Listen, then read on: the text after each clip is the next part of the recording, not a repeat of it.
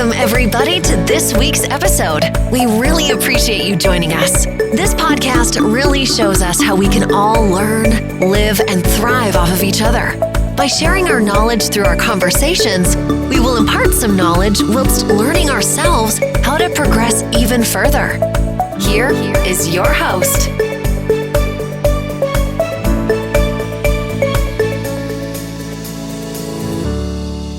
Hello, this is Mary Scott, and welcome to the Richness of Our Lives podcast, where I interview people from around the globe that have got a story that most of the time is completely untapped. And our guest today is absolutely no exception.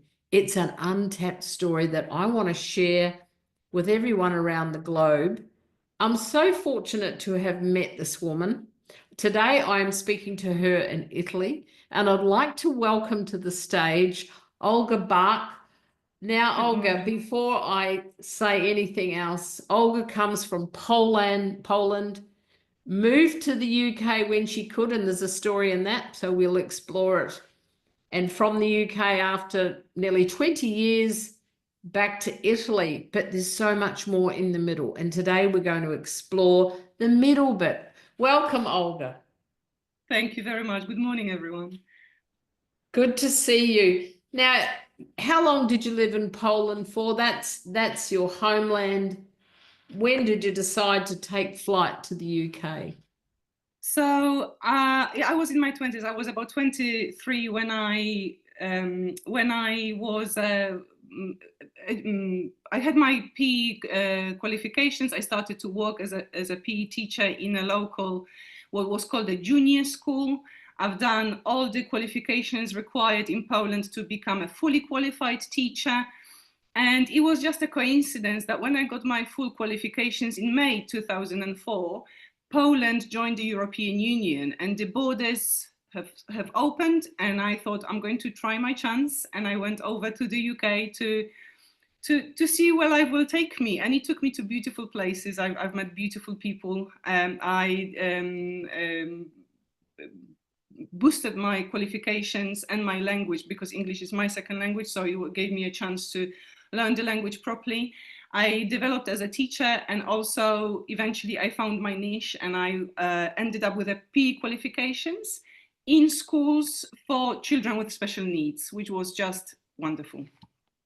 Demanding, wonderful. That must have been quite fulfilling for you. And what took you to Italy? Like, what happened after all that time? So in England, I've lived for, like you said, nearly 19 years. Eventually, in 2015, I went for an amazing walk, which I recommend to anybody. It's called Camino di Santiago. That's where I met my current partner. My life has changed, and my partner is from Italy. I call him, don't ever say that to any Italian person, because it's very wrong, but I call him my spaghetti bolognese. There's no such thing. There's no such thing. That's beautiful. Yeah, he's my rock. When COVID kicked in, we then realized how far we are from our loved ones. And that was the first seed in our mind saying, we've got to go back to the continent. We need to be a little bit closer. You know, all of a sudden, what was very easy access to Poland or Italy and UK, all of a sudden, that distance became massive, you know, and that's why we decided that when time comes, when it's the right time, we are going to make a move and go back closer to our loved ones, to our families. Okay. So that's why That's awesome. And, you know, I have a friend who's completed that walk that you referred to, and it's very special.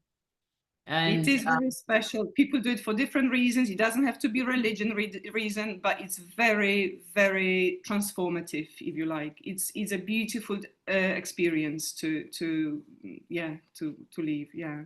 They call it a pilgrimage. Is that what you would call it? It is called the pilgrimage because it's St. Jacob's way. So eventually, you know, you can do it through across the whole Europe. You can even start in Poland or Lithuania, following the little shells. But all those ways take you to Santiago de Compostela, and there is a beautiful cathedral. You know, it's really majestic. It's really like magical place to end up your beautiful journey, where you meet new people, you've got amazing experiences, you find yourself again, you know. I recommend it to anybody at any stage of life. It's wonderful. That's lovely. So you do have a passion for adventure, and we're going to wind the clock back a little bit. So I think Yeah. it was 2012 you decided to embark on a trek in Nepal. Tell me what happened, what took you there? So, as it happens in life, one day, when you don't expect it at all, I had a phone call from my cousin in Poland saying, look, we've got this group of girls, of ladies, going for a trek in Nepal. One of them can't make it, sadly, and we were wondering if you would like to replace her. Now, in my life at the time, the logistics were saying, no, you can't. I just started a new job. My daughter was very little at the time. There was lots of things saying no, but before I knew it, I heard my mouth saying, yes, of course, of course, I can't let this opportunity go. So I went, and it was life-changing again, you know, meeting Nepalese people and absorbing the culture and seeing. I think what got me the most was this pure rural happiness in most of the local people I've met, who had very little in terms of materialistic things, you know. The poverty was there in front of us on every step of the way, but the hearts, the smiles, the hospitality, the blessings, it was giving me this, I don't know, these goosebumps every time, that rush in my heart, thinking, I just love. It was like discovering a completely different way of living, you know, in the most beautiful and peaceful way. And that was incredible. And Yeah. how long were you there for that first trek? So the first trek, from what I remember, it was around 2 weeks, maybe 16 days altogether, from Kathmandu to Langtang Valley, back to Kathmandu, and then back home, you know. But that was just the beginning. That has never really finished, and it's still ongoing sort of process. Walking back from Langtang Valley, we came across this building which was closed, and I've asked my guide at the time, who today is my little spiritual brother, I said, what is this building? Why is it closed? And he said, well, it's a school, but we don't have teachers to teach, so children can't go and access their education. And sort of half jokingly, I said, well, maybe I can come back. Maybe I can do something about it, you know. I did not go back to that particular school, but after a year back in the UK, I found beautiful people who felt inspired by my journey in Nepal, and they helped me massively to do like a fundraising. And I had a beautiful friend, her nickname is Birdie, and she was baking beautiful cakes for me so I could then sell them at school. I was doing my sewing and selling little toys for people. And by the end of the school year, I had enough money to take it back to Nepal. We went with my best friend and my daughter, who was 5 at the time. Wow. We went to my brother's village, which was in the middle of nowhere. With all the money in Kathmandu, we bought loads of school stuff, books, volleyball, you know, skipping ropes, wonderful things for the girls. I mean, it was just amazing. And when we got off the coach, which takes tourists from Kathmandu to Pokhara, we got off in the middle of nowhere, and people, you could see the fear of tourist faces, thinking, what are you doing, girls? Where are you going with a little child? And we're in the middle of nowhere. But we were safe. Badri organized friends and family to take all this stuff. It was about 8 hours journey to his village, and an amazing adventure has started. And yeah, I will always be grateful that we could do that and spend about another 2 weeks in a village without electricity, with a real local people, real life, no touristic. People were coming to the village to see us as a white person. They wanted to touch our skin and feel what it's like to be white and have a blue eyes. it was incredible experience. Oh my goodness. So there you were impacting all of these people. And I would think that would be quite humbling, people come and touching you to see if you're the same. And what is the sameness between us as humans, when we do that touch? I had a similar experience when I was a volunteer working in Fiji. Oh my goodness, a long time ago, where I found myself in a village where I was the only white woman. And I Yes. can relate so strongly to what you're saying. But Mm. tell me more about that. First of all, Mary, I love this question. What is the same about us around the globe? I think on top of the list, I would put a smile. If you smile, you break this ice instantly, and you're in the right place. You're surrounded with people who are just like us. They deliver their babies. They want the best for their children. They love each other. They work hard for what life is required, They support each other, and in a moment of when they can take a rest, you could feel amazing sense of community.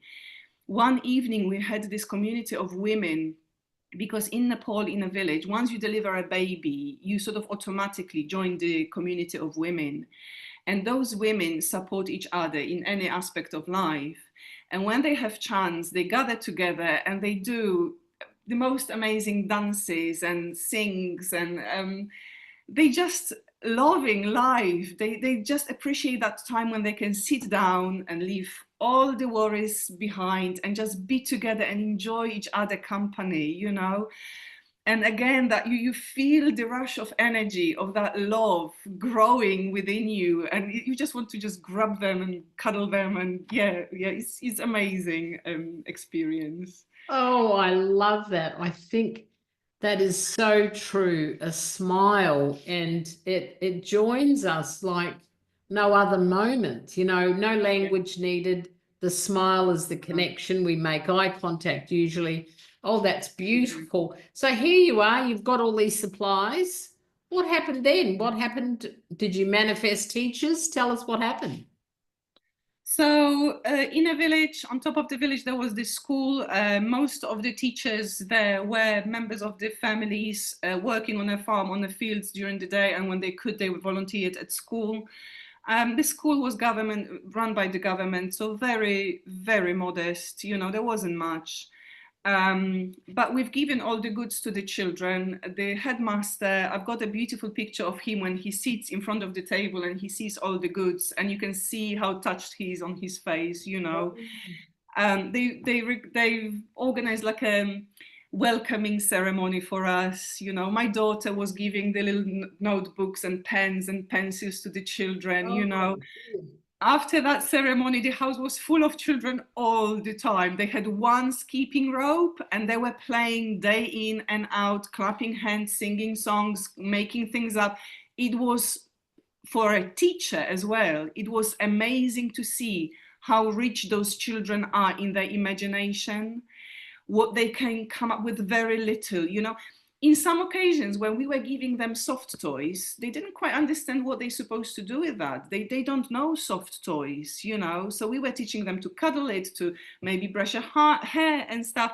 But they were a lot more physical. They wanted to jump. They wanted to clap hands. They wanted to be together, It was very eye-opening, very educational for me, There were teachers, ladies in those beautiful saris helping within a school, very modest.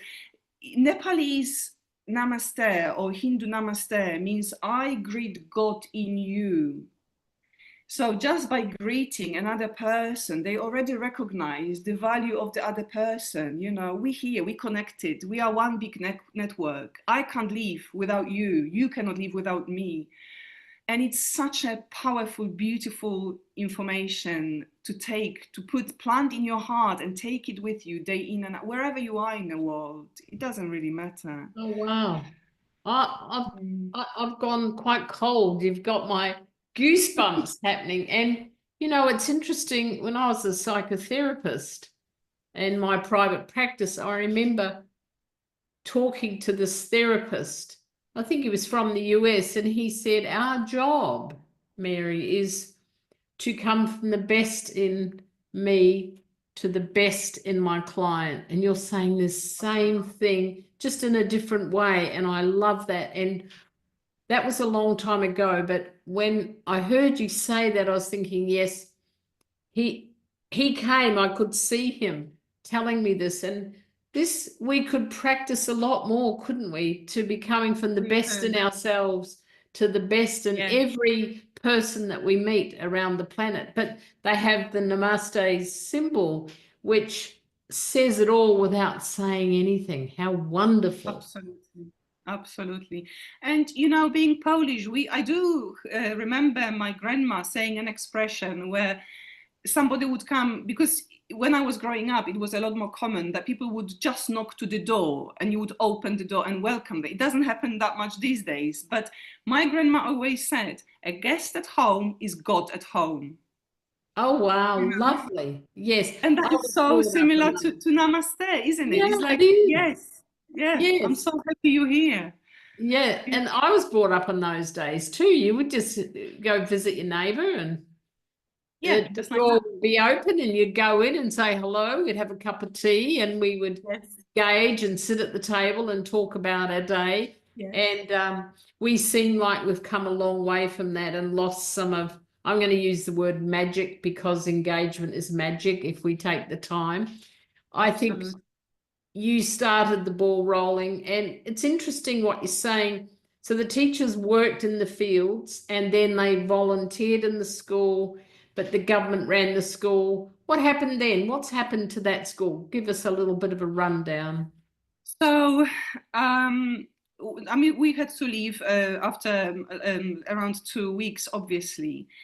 Now, the school, the children, you know, I didn't know that Badri arranged that, but after a while, some of the people who helped me collecting money, and they've given the contribution, those people received little postcards from the children with a little drawing, and, you know, and oh, it was just very, very touching. It was beautiful.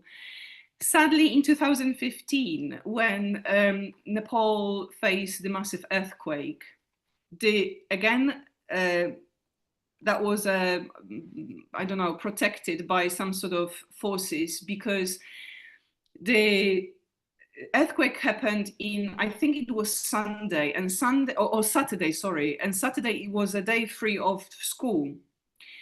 If all the children were there in a building, the whole generation would be swept. There was no 2 bricks stayed on that. I mean, the effect was incredible.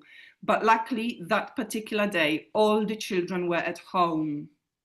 And some of them got injured. There was some damage done in a village, but none of them died. None of them, you know, none of that has happened. So that was, in the whole horrible experience of the earthquake, this was a real blessing, because, like I said, the whole generation could have been just gone within few hours.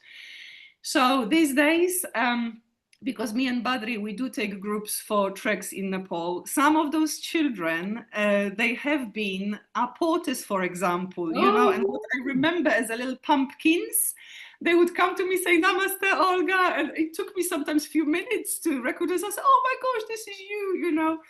Absolutely amazing, wonderful, yeah. That's right. Now, you talked about your spiritual brother, Badri. Tell me about him.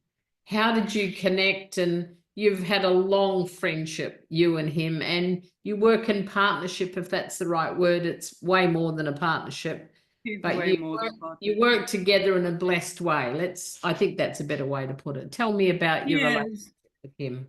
So I don't know, Mary, if I can find the right words to describe it, but Badri was the guide, the mountain guide. He's a qualified licensed mountain guide for treks in Nepal. And when we went to Langtang Valley for the first time, him and 2 or 3 other boys, from what I remember, they took us through the Langtang Valley and back. Now, like I said, I'm not sure if I can find the right words, but connection between ones was instant. It was, I don't know, some sort of exchange of energy, or I don't know. I just felt safe. I felt looked after. he saw someone in me that I probably didn't see in myself at the time, you know. And step after step, day after day, we just grew in that friendship, to the point that when we got to the last village of the Langtang Valley, Badri suggested, he said, look, girls, if you'd like to see the sunrise on the Kanjingri summit, meet me here at 2 or 3 o'clock at night in a dining hall, and I'll take you up the summit and you will see the beautiful sunrise, you know, of the summit. So sadly, I was the only one in that dining room at 3 o'clock in the morning with my camera. I wasn't quite sure whether I'm still sleeping or whether I'm awake, what is going on. But when we got, so there was no time for breakfast, there was no time for coffee. We would just put our gear on and off we went. But I do remember the moment when Badri opened the door of the shelter and we just done the first few steps out. The sky was covered in million stars. It was so dark that you could see the Milky Way, and the view was, you don't see it in Europe because we've got too much light, but in the middle of nowhere where there is a pure darkness, I felt like a princess in a palace full of gold. It felt like I could just grab them like cherries from a tree, like apples from a tree. It was incredible. And off we went, all the boys and Badri, we went up to the summit. I couldn't quite keep up with them because there are those Nepalese people, I don't know, they've got some special powers and they could just run up and down without any, you know. But I was struggling. So step after step, I was like, oh guys, if I don't make it on time, please take my camera and take some pictures for me so at least I can see it on the pictures. But they were like, no, sister, you keep going, we're there, you're doing well. When we got to the summit, it was still quite dark. And I was sitting, trying to keep my breath and, you know, calm down a little bit. And all of a sudden, Badri just tapped me on my shoulder and he said, look there. And on the other side, Mary, the sun started to rise. Oh, those beautiful summit. The tears of emotions were just dripping off my face. I don't think, even now I'm getting emotional, you know. I think for the first time in my life, I've experienced a pure happiness. All I needed to do was to be in that moment, you know? Yeah, and from that on, I know I've got a friend for life. I will always be grateful for Badri to encourage me to do it, to motivate me step after step to see that sunrise. Yeah, and after that, we've just always been for each other. When the earthquake happened, I've done a big fundraising for him in the UK. People were very generous. He said that has saved his life because there was chaos, as you can imagine. Kathmandu was all shaking and dusty. Now we knew in west that there was one earthquake, but there was a slightly smaller one a few days afterwards. Now, his wife was delivering her little boy in between those earthquakes. So he was looking after his little daughter. The wife was in a hospital, delivering a child in a hospital which was already shaken. Wow. So as soon as the baby was born, the doctors were saying, okay, get out of here now because we can't guarantee that we're safe here. So you can imagine what that family went through. And Badri also said that he didn't know who to trust because there was a lot of companies advertising for that, or saying that, you know, we will look after your children, you sort yourself out, we will look after the children. But the stories were quite horrific afterwards. Those children not always came back home, and you know, parents were really struggling to find the children again. I mean, it must have been hell for him. Yes. So he said, if it wasn't for you, I don't know where my family would be today. And you know, that's again, so he gave me the sunrise in the mountains. I gave him a safety in a tough, really tough moment, you know. And I think with a foundation like this, with passion and love and pure respect for each other, you can't go wrong in relationships like that. You know, none of us pretends anybody else. We who we are in front of each other, and if whatever life throws at us, we're there for each other, you know. And I love that. I love that. Absolutely. So Badri has 2 children, and yes. they've been to school. Tell us how that came about. They've done their schooling in private schools, I understand, and you've had a part in that, and your community's had a part in that. Is that right? Yes, that's right. So when I first met Badri, his oldest daughter, Prabisha, was just a little baby, and he was already worrying about her education. So again, half joke. I mean, I did mean it, but it felt at the time like, we still have a few years before it's gonna happen. But I said to him, I said, look, when your daughter hits the schooling age, let me know, and I'm taking responsibility for educating that little girl. And we will send her to a good school and she will be fine. So you've got nothing to worry about. And we did, 5, 6 years later, she was ready to put her little school bag on her shoulders, and off she went. And she joins quite a good British school in Kathmandu. She's doing really well. Her English is amazing. She does really good, she's got good results in her tests. And the little boy followed her as well. So those children I hope that the future brings something beautiful for both of them, because they're both making an effort now, and they plant those seeds now as a school children to then harvest something good for themselves in a future. That's right. Yeah. And how old are they now? Those two beautiful children. I want to say Prabisha is about 13 now, and the little boy, he will be 10, I would say 10, maybe 11. Yeah. Oh, that's so lovely. And you're clearly meant to be connected. I love that spiritual, I'm going to say it again, the spiritual brother, and you are his spiritual sister. I understand that. And what's happened, he's been leading treks for probably around 20 years, I think, something like that. Very experienced. So what's your role now with Badri, with the trekking world? Tell us about that.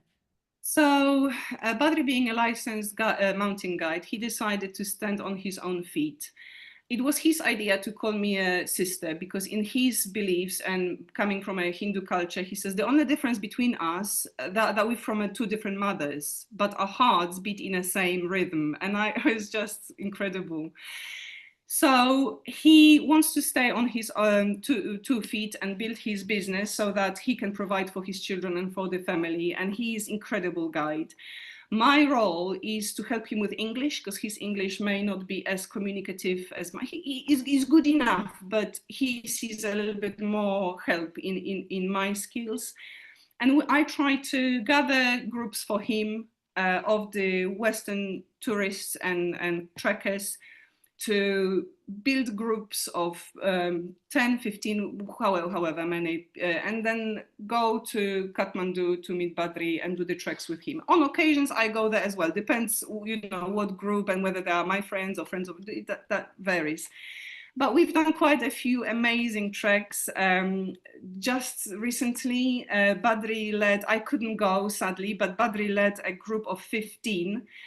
Group of Americans and British people from the UK. Among them, there was a British Paralympian who completed. It's even now when I talk about it, it's quite hard to accomplish. But she completed the Everest Base Camp on her little tricycle, with the help of porters, with the help of the rest of the group. And oh my God, when I saw the picture of her on Everest Base Camp, I said, we can do anything. We can do. We put our mind into something. The power we've got within us as humans is endless, is limitless, Absolutely. And they were very supportive. Sorry, I do apologize. It was just that beautiful connection between those people. Nothing was a problem. They were always there for each other, Badri overtook massive obstacles to get them there. I mean, obviously the responsibility on his shoulders was incredible.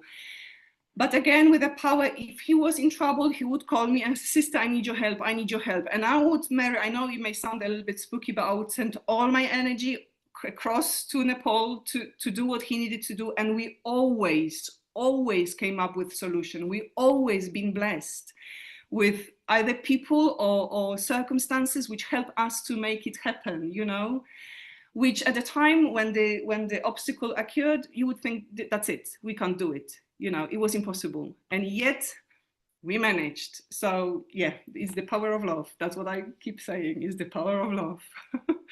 Absolutely. I think the other thing that you're sharing here is that the common belief in each other, belief in the people that you had there. And with every trek, this must be something that's the fundamental, that we all believe in each other and we're going to conquer this together, because there's different, what should I say, skill level, physical level, all this sort of thing.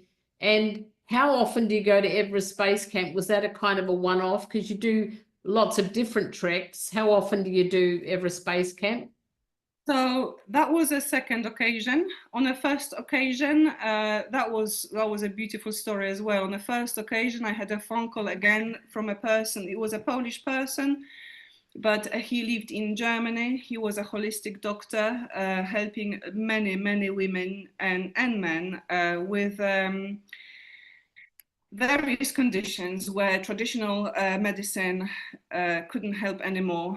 And he was doing pretty magic to give those people a few more months of living, or or clear them up and give them hope. But he called me one day saying, look, Olga, I've heard about you taking people to Nepal. I want to go. I've been to Nepal many years ago. I went on a helicopter trip. I saw the Himalayas from up above, and I promised myself that one day I will go and do it on my feet.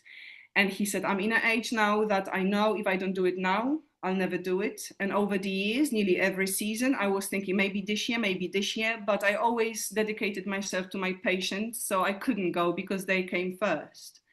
And with words like this, again, my daughter in the middle of her exams, we were already transitioning into Italy. There was a dog, there were a lot of things which would say, no, you can't do it. And again, I was like, yeah, we will go, we will do it. Of course, we will do it. Sadly, that person is not with us anymore, but he left us with a massive help. He blessed us with wonderful things. And even for his memory, I know that we need to continue, because we've got something very special here, He did go, though. He did go on the trek, right? He did go on a trek. He completed the trek. He then went again to Annapurna circuit, but that was the trek when he already felt a little bit, things have changed in his health condition.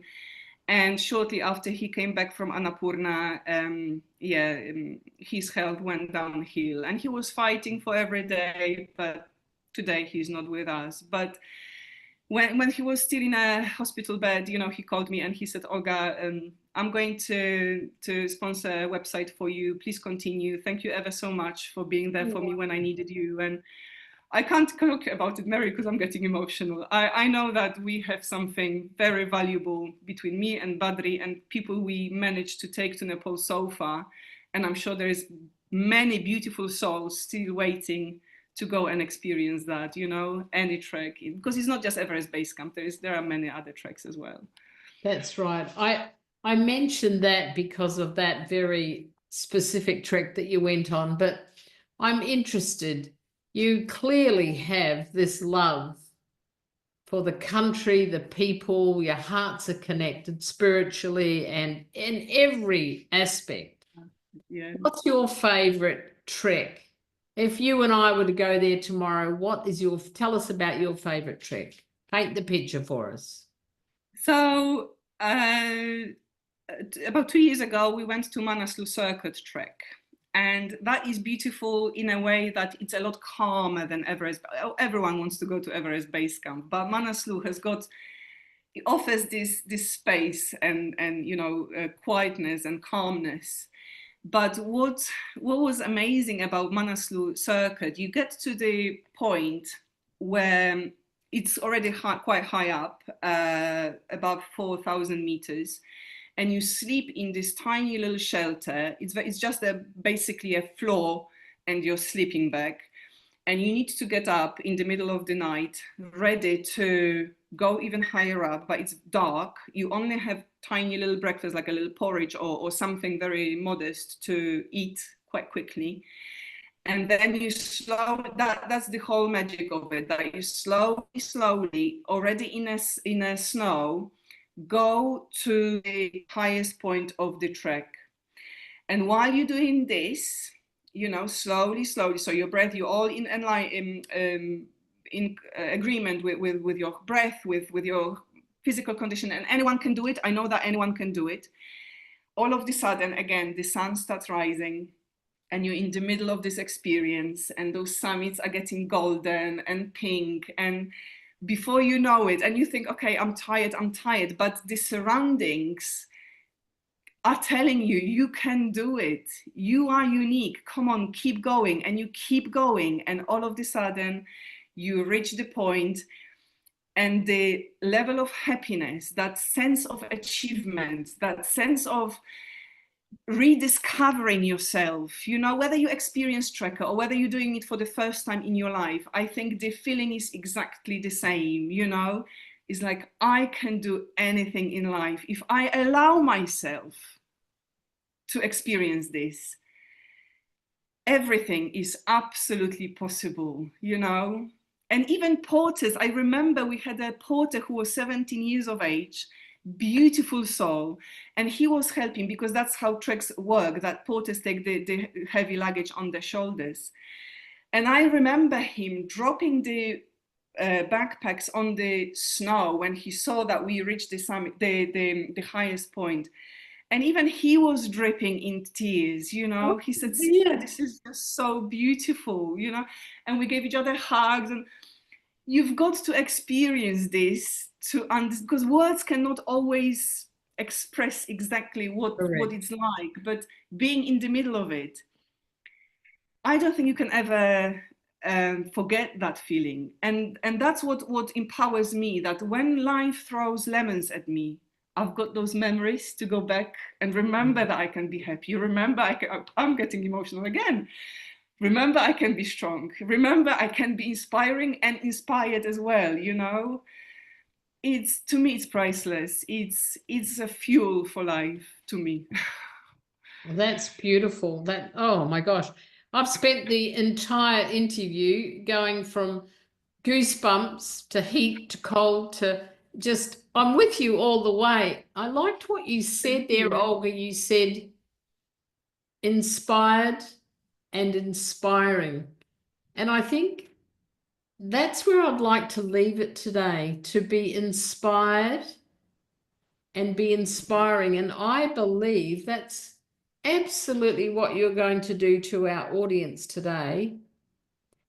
You will inspire them to be more inspiring in their life, just like you have. And what we'll do is we'll put all the links to Badri's website and anything else that you'd like. Your Facebook, I know you've got a group in Facebook. We'll put all this, because I know a lot of our audience will want to connect with you.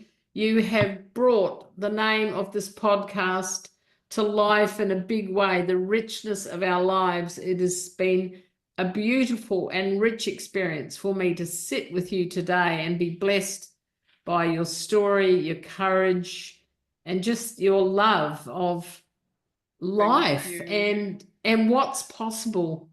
I think you're a great demonstration of that, and I thank you so much from all our audience and taking the time today with me. Thank you again, Olga. Thank you very much, Mary. It was a pleasure. I feel honored. Thank you for your time and for this amazing opportunity. Thank you. You are welcome. This week's episode has come to an end, but the fun doesn't have to stop here.